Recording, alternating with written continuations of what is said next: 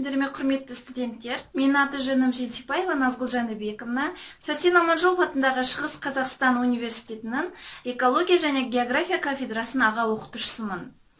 Сәрсен Аманжолов атындағы Шығыс Қазақстан университеті география мамандығы үшін материктер мен мұхиттардың физикалық географиясы пәні бойынша бейне сабақ ұсынады.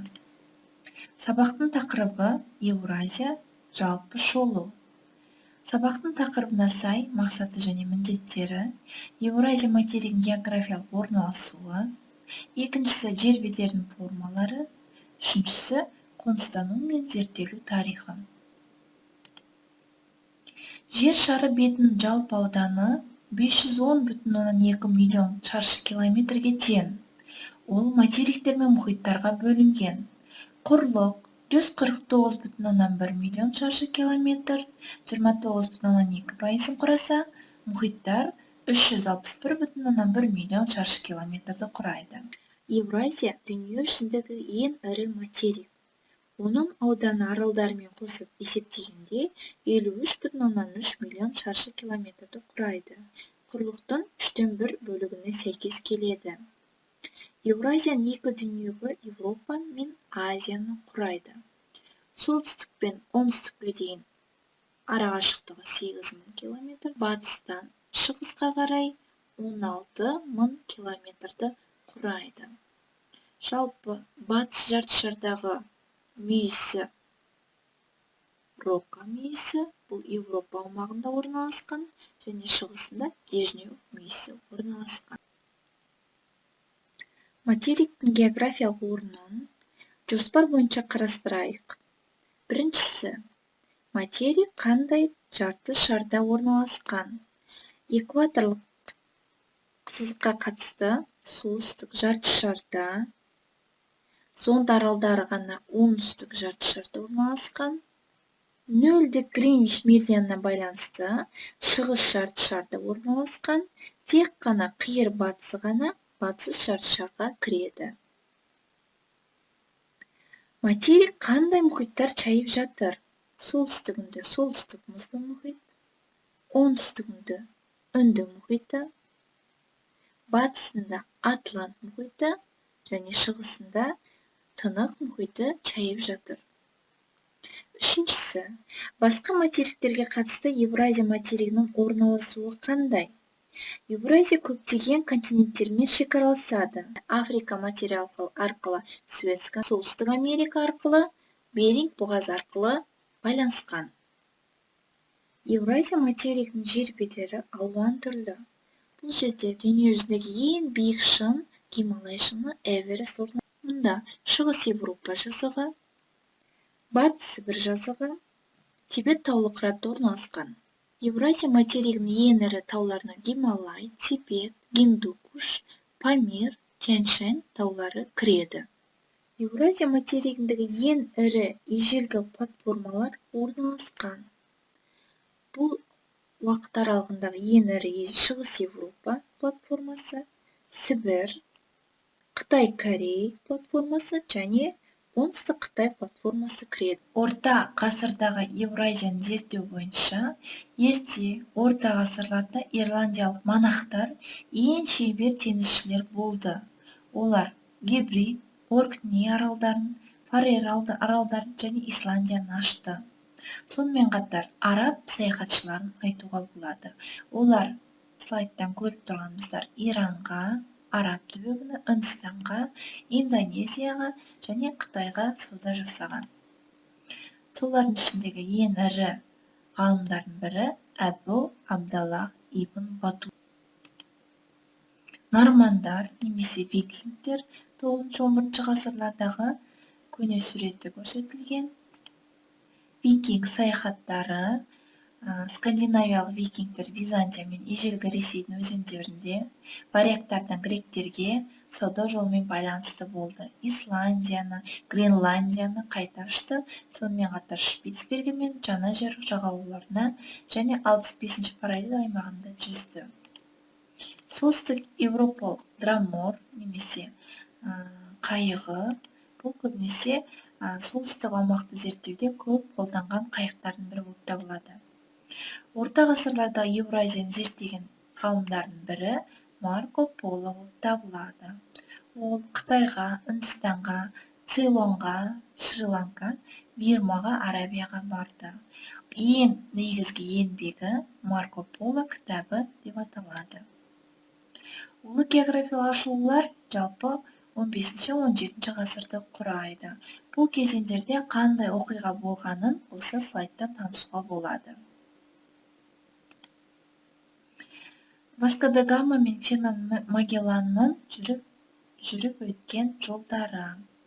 1519 пен 1521 жылы Фернан Магеллан Тынық мұхиты арқылы оңтүстік Американың оңтүстігіндегі Магеллан бұғазын ашып, сонымен қатар Еуропаға аттанып, Еуропадан Африканың оңтүстігіне дейін Филиппин аралдарына ары қарай Тынық мұхитына жеткен. Келесі Васко да Гама 1497-1498 жылдары Португалия астанасы Лиссабоннан шығып, оңтүстік Африканың аумағын жағалап, Үнді мұхитына жетіп, Үндістанды ашқан. Пржевальский экспедициясы Орталық Азияны зерттеуде көп үлесін қосқан. Солардың ішіндегі ғалым Орталық Азияда 15 жыл болып, 33 мыңға километрға жуық жол жүрген. Сол аймаққа жасаған 4 саяхаттың нәтижесінде Пржевальский Тибет, Гопи шөліндегі бірнеше тау жоталарын анықтап, Хуанхэ және Янцзы өзендерінің бастауын ашты және құммен бірге көшіп жүретін Лабнор көлінің табиғатын жағдайларын сипаттаған. Сонымен қатар көптеген өсімдіктер мен жануарлардың ғылымға белгісіз жаңа түрлерін, жабайы жылқы, жабайы түйені тапты. Пржевальский саяхат кезінде жүрген жолдарын картаға түсірді, олардың координаты мен биіктігін анықтады, метеорологиялық байқаулар жүргізді, тау жыныстары мен өсімдіктердің бай коллекциясын жинады. Пржевальский Орталық Азияға жасаған 5-ші саяхатының бас кезінде қайтыс болды. Ол қайтыс болардың алдында өзін Тянь-Шань тауының ыстық көлдің жағасына жерлеуді өсиет етіп қалдырған. Пржевальский экспедициясының бағыты 1870 пен 1880 жылдары аралықты құрайды. Тянь-Шань таулары, Гоби шөлінің аумақтарын зерттеген ғалымдардың бірі болып табылады. 1640 жылдан бастап бірнеше рет Шығыс Сібірді зерттеген. Сонымен қатар солтүстік мұзды мұхиттың Тынық мұхитына өтіп, Азия мен Американың бір құрлық емес, бір-бірінен бөлінгенін дәлелденген. 1648-1649 жылдардағы картамыз көріп тұрғанымыздай Шығыс Сібір теңізі, Чукот теңізі, Беринг бұғазы, бұл Камчатка түбегінің аумағын жүрген жолын қызыл түспен көруге болады. Владимир Атласовтың саяхаттары. 1697 жылы Атласов Камчатка, Куриль аралдарын ашып суреттеген. Атласов Камчатка жанартауларын әдемі суреттеген алғашқы адам болып табылған. Теңізге жетіп, ол Охотск теңізіне барады.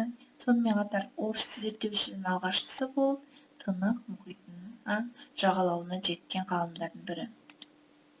Семен Тянь-Шаньский табиғатын зерттеуде орыс ғалымы көп үлесін қосқан бірі. Тянь-Шань тауына 2 рет саяхат жасаған. Бұл ғалым тау жүйесінің шекарасын анықтап, ұзақ уақыт осы таудың биік нүктесі деп есептелетін Хан Тәңір шыңын ашқан болып табылады. Хан Тәңірі Тянь-Шань тауының ең биік нүктесі болып табылады, Қазақстанның ең биік шыңы. Семенов тұңғыш рет Тянь-Шаньдағы биіктік белгілерін ажыратып, қар сызығының мұнда Альпіден әлде қайда биік жатқанын анықтады. Ғалым Ыстықкөл көлінің ағынсыз тұйық тектоникалық терең көл екендігін дәлелдеген. Осындай зор ғылыми жетістіктері үшін ғалымның аты жөні таудың аты қосарланып берілді. Орталық Азиядағы ірі тау жүйесі биік шың және мұздық Семенов Тянь-Шаньский есімімен анықталған. Қазақтың тұңғышы Шоқан Уәлиханов. 1856-1859 жылдары аралығында Ресей географиялық қоғамының тапсыру бойынша қазақ халқын ағартушы ғалымы Уәлиханов Орталық Азияның сол кезеңге дейін жұмбақ қалпында қалып келген ішкі бөліктеріне саяхат жасады. Алдымен Тянь-Шань тау жүйесінің Қазақстан мен Орта Азиядағы бөлігін аралығын ғалым Ыстықкөл жағасында болып, одан әрі Қашқарияға аттанған. Қашқарияның 6 шаһарына саудагер ретінде жасырын барған Шоқан көптеген көне тарихи кітаптар, этнографиялық бағалы бұйымдар, тау жыныстарының үлгілерін жинап қайтқан. Қазақ зерттеушілері болған жерлерін сипаттап, тұрғылықты халықтың тұрмыс-тіршілігін дәл бейнелейтін суреттер салған. Өзі жүріп өткен жерлердің карталарын жасаған. Жалпы бүгінгі сабақты қорытындылай келе, келесі сұрақтарға жауап берулеріңізді сұраймын. Біріншісі, Еуразия материгінің географиялық орналасуының жоспар бойынша сипаты. Екіншісі, материкті қандай мұхиттар шайып жатыр және олардың тереңдігі қанша метр екендігін картадан табамыз. Үшіншісі, Еуразия материгінің ежелгі платформалары. Төртіншісі, Еуразия материгін зерттеген ғалымдар.